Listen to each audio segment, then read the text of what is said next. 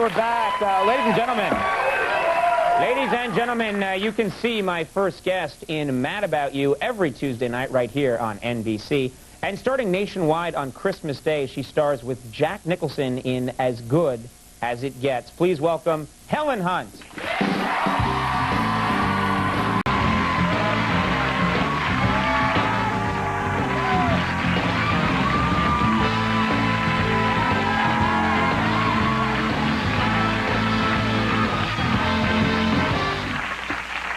Thanks very much for coming. Thank you. I have a little work to do here. Oh, that's so fine. We'll got just a whole lesson backstage. And unclipping the microphone on. There we go. We're very low tech here. We make everyone do everything themselves. That's nice. Thanks so much for coming, because I know that you're very busy right now. You're on the cover of Time magazine this week. I am. And things are. This is big. This is very nice.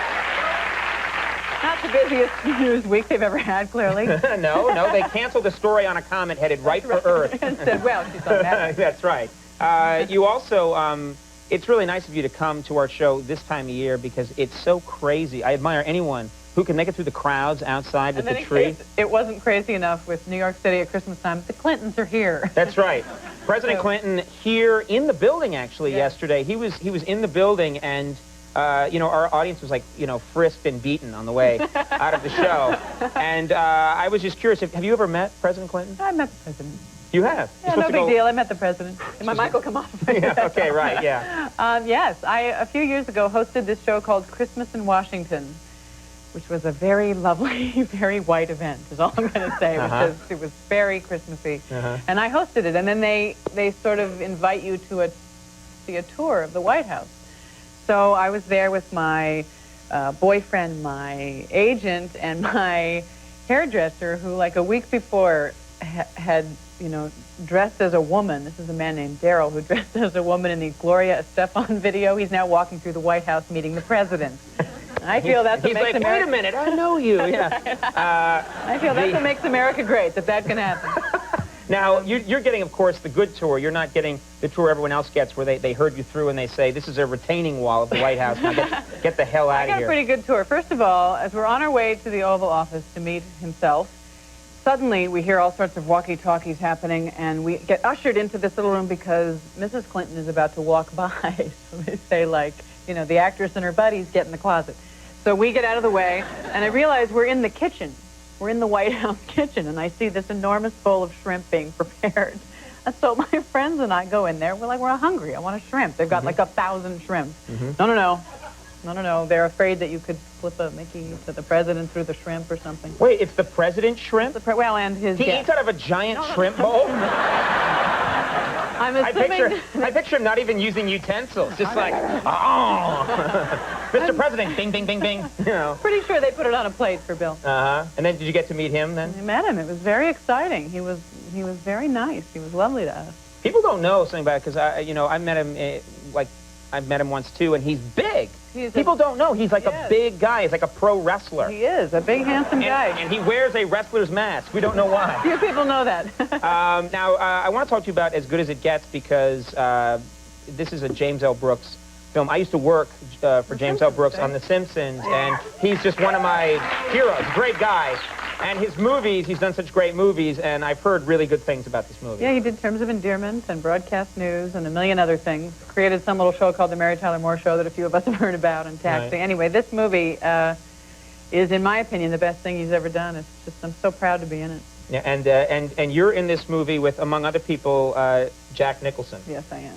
Which is now what is? I've never met the man, and I'm just curious what kind of guy he is. I mean, is he? You think that he's that persona, that Jack Nicholson doesn't give a damn persona? Is he really like that? No, he gives a damn in a big way. He's very generous and very kind and brilliant, of course. And shooting a movie with this man, he's just so famous. He's just so, he's famous on top of famous somehow. Believe me, I know what it's like. You do. Sure. You and Jack, I think of.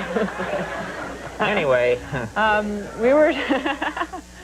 Stop laughing. It's not that funny, It's not that Helen. funny. You're going to be laughing all the way home. The idea that he... People confuse the two of you, I bet you. It happens all the time. It's a problem. We shot in New York City, and somehow he's not only famous, there's a few celebrities who are famous for their first name, you know, Jack. Everyone screams Jack. It's like they've taken his name. So we would be walking around the streets of New York shooting it, 9,000, Jack, how's it going? Good to see you. Jack, how's it going? Pretty good, thank you. You know, 12 times in, he's still being polite. Jack, yes, I see it. And by like the 20th time, he's just like, give me a Yankee score, make yourself useful. He's just losing his mind. Literally, he said that. Make yourself useful to an adoring fan. Hey, make yourself useful. Give me a Yankee score. To a 9-year-old boy. All right. They're up 5-4. We'll take a quick break and we'll talk some more about a lot of stuff, more with Helen Hunt in just a moment. Stick around.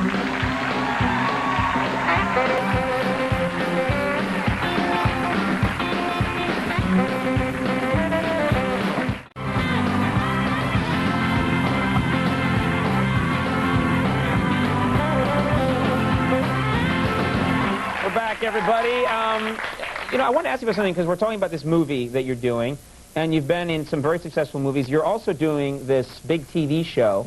Do you have time to just get away and have a good time, relax? A little bit, a little bit. No, Where do you go to have fun? I go to warm places, you know. I'm like a beach person, so I tend to go as far toward a tropical island as I can get. Are you someone who enjoys, like, playing games? You know, are you that kind of person? Yeah. You know, my boyfriend and I had never been to Las Vegas in my life until I was, like, well into my 20s. And he took me there, and, you know, he's given me sort of this lesson in how to play blackjack. And I'm thinking, you get to 21, you get out of there, hopefully you win. No, there's the rules, and there's the book. You got to do what the book says. I'm like, well, what book is that exactly? There's some book written. And number one rule, like you never hit on 17. I guess everybody who's played blackjack knows this. You never hit on 17. You don't take another card on 17? Yes. You just stick So they with that? give you 2 cards. If it's 17, the rule is the book says whatever the book is, which I don't get. I said, what if I have a hunch? Like I have a decent hunch, a 4 is... No. The book says you never hit on 17. It's not the right thing to do. Because he says you're at a table with 5 people playing, and if you take a card on 17, you're messing up the rest of the table in their card. Like, what do I care about the rest of the table? It's Las Vegas. Right. They might not get any money. Exactly. That wouldn't be right. So we go to play, and sure enough, first of all, it all happens so fast. Before you know it, the guy's looking at you like, yeah. And so are all these drunken gamblers. They do encourage you to drink there, which free is a drinks problem. when you gamble. Yeah. That's a genius move. I'm like, these drinks are free. This is great. And then, I'm just giving them money and walking away. Exactly. So what happens? You're at the table. So I actually, the first time, I get a 9, I get an 8, and now I panic because they're all looking at me. I don't know what 9 and 8, 9 plus 8. I don't know what that is. I don't know what 17. That's why you bring a supermarket clicker with you. Exactly. I'm doing that thing where you're afraid to go like this, so I'm just kind of moving my hands a little bit, like, oh, 17, okay. Discreetly take off your shoe. Exactly. So now I have 17, and I have like a serious hunch that a 4 is coming, and it's a moral dilemma. And I feel his steely gaze on me, so I stick, and the next guy gets a 4. Really? Oh, it was brutal. What did you do to your boyfriend after this? Bang. He leans over and says, you did the right thing. I'm in Las Vegas. People are hiring hookers. They're gambling away their son's college, but I did the right thing. Well, that's a very strange attitude. Well, I want to make sure we talk about this because this is a little unusual. You have a Mad About You episode coming up, which is very special, unusual. Tell us why. I don't know if anybody's ever done this.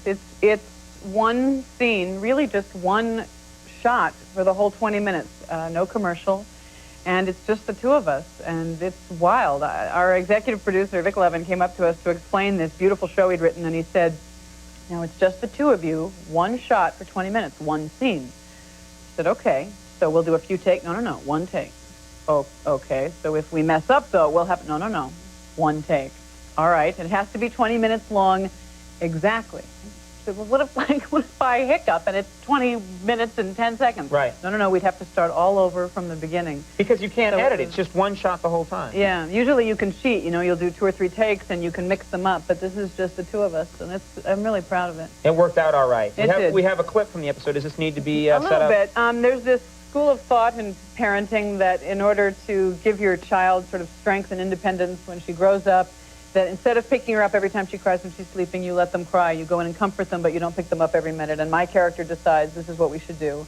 So we've just put the baby down, and we come outside into the hallway, and we both have different ways of dealing with how hard it is to hear your baby cry. Let's take a look. A scene from a very unusual Mad About You. Gonna watch a basketball game? On mute, I'm saying. Okay. What? No. It's fine. If my child is gonna go through this, I'm going through it right along with her. Seriously? I'm not leaving this doorway. To me, it's the least I can do if my daughter is going to go through the most difficult night of her young, until now, innocent life. You go ahead. Nothing like a little guilt to inspire people. It was Paul Reiser's voice, but apparently got snipped out of there. But that sounds very interesting. It sounds really difficult. it to pull that off. was. It was wild. And in fact, we came in at 20 minutes and 15 seconds. So News Radio, which is on after us, we had to call them and say, "Can we borrow 15 seconds?"